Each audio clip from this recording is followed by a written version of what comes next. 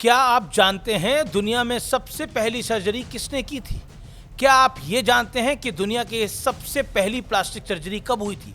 क्या आप जानते हैं कि भारत के पास मोतियाबिंद के इलाज की जानकारी कब से है?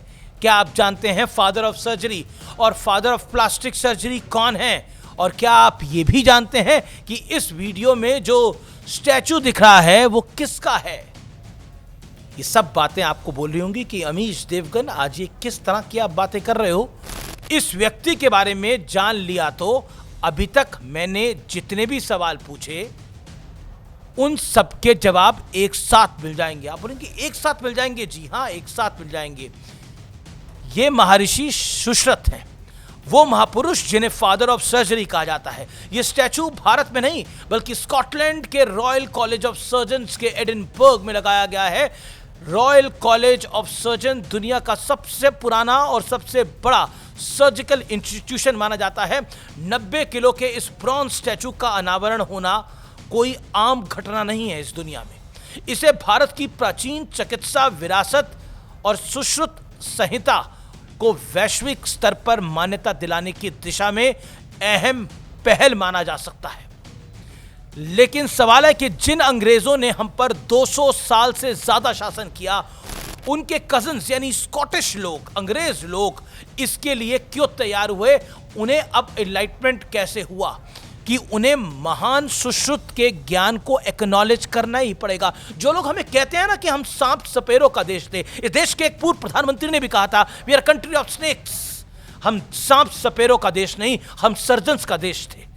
और इस बात को कहने में गर्व से छाती चौड़ी होनी चाहिए। अपनी संस्कृति को, अपनी विरासत को चीख चीख कर बोलो, शोर मचा के बोलो।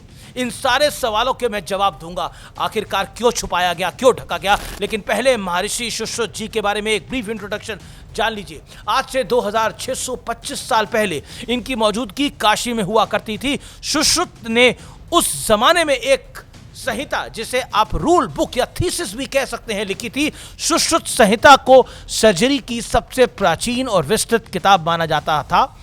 इसमें 186 अध्याय, 300 से ज्यादा सर्जिकल प्रोसेस, 1200 से ज्यादा बीमारी, सैकड़ों दवाओं की जानकारी दर्ज है।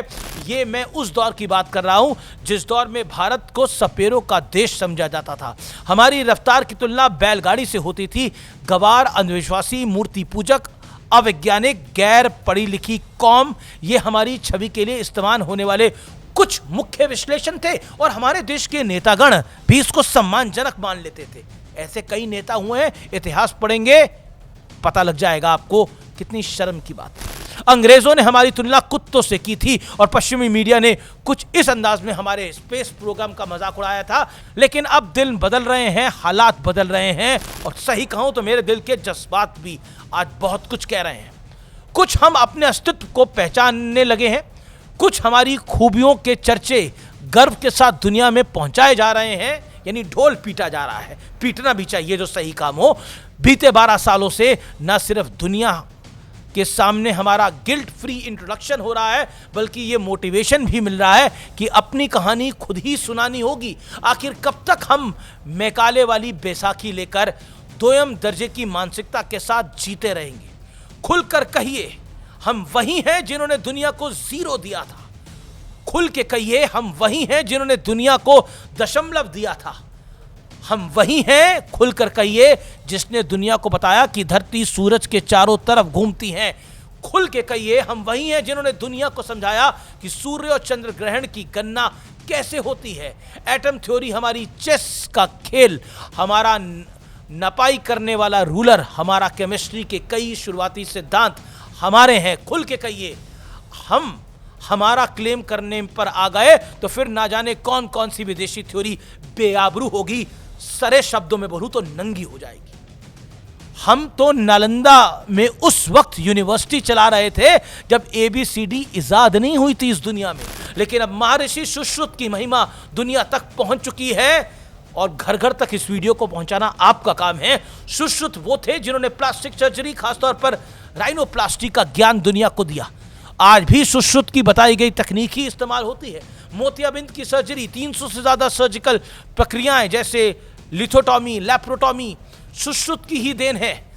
शरीर की संरचना उन्होंने बताई, एनेस्थीसिया और घाव कैसे भरते हैं इसकी जानकारी दी। इसके अलावा 110 से ज्यादा सर्जिकल उपकरणों का वर्णन भी उन्होंने किया। और सोचिए और रिसर्च कीजिए कि इन सारी चीजों का क्रेडिट आज तक कौन कौन खा रहा था। वैसे उनकी गलती भी क्या है, उन्होंने हमसे चोरी छिपे सीखा और अपने देश में जाकर उस पर रिसर्च की, फिर अपना ठप्पा लगाया और हम अपनी ही चीजों पर शक करते रहे, हमें लोग शक करवाते रहे, अपनी काबिलियत को हम कम करके आंकते रहे। हिंदुस्तानी, यकीन मानिए प्रधानमंत्री नरेंद्र मोदी ने अगर योग पर भारत का ठप्पा ना लगवाया होता तो आज जैसे hot yoga types western influence वाले वेरिएंट पॉपुलर हो रहे हैं, शायद योग से भी हमें एक दिन हाथ धोना पड़ता। याद रखिए, आप भारत के वासी हैं, आपका इतिहास गौरव करने वाला है, अनगिनत तथ्यों से भरा हुआ है, लेकिन ये आपकी और हमारी जिम्मेदारी है कि हम बिना शंका और शर्म के अपना इतिहास बाजे गाजे के साथ दुनिया तक पहुंचाएं, क्योंकि जिनके इतिहास का नाम लेने वाला कोई नहीं होता, उसका अस्तित्व एक दिन विलुप्त हो जाता है। इसलिए गर्व से कहो कि हमने ये सब कुछ किया है। कई बार कोई आपके लिए बोलने नहीं आता, आपको खुद ही बोलना पड़ता है ना। कहते हैं कि स्वयं को स्वयं की लड़ाई लड़नी पड़ती है। वासुदेव कृष्ण ने भी गीता में अर्जुन को कहा था कि बाण तो तुम्हें ही चलाना पड़ेगा, मैं तेरा बता सकता हूं सही और गलत क्या है, लेकिन बाण तो अर्जुन तुम्हें ही मारना पड़ेगा। इसलिए बाण उठाना पड़ेगा, गांडीव उठाना पड़ेगा और अपनी व्याख्यान करना पड़ेगा, दुनिया के सामने बताना पड़ेगा कि हम में भी दम है, हम हिंदुस्तानी किसी से कम नहीं हैं, किसी से कम नहीं हैं। इस वीडियो को मैंने तो जानकारी जुटाई है, इस वीडियो को घर घर तक पहुंचाना आपका कर्म है और धर्म भी है राष्ट्रहित के नाते। तो मेरा निवेदन है हाथ जोड़कर कि राष्ट्रहित में इस वीडियो को घर घर तक पहुंचाएं, हर व्हाट्सएप ग्रुप में डालें और विदेशों तक पहुंचाएं। One should understand the competence of India.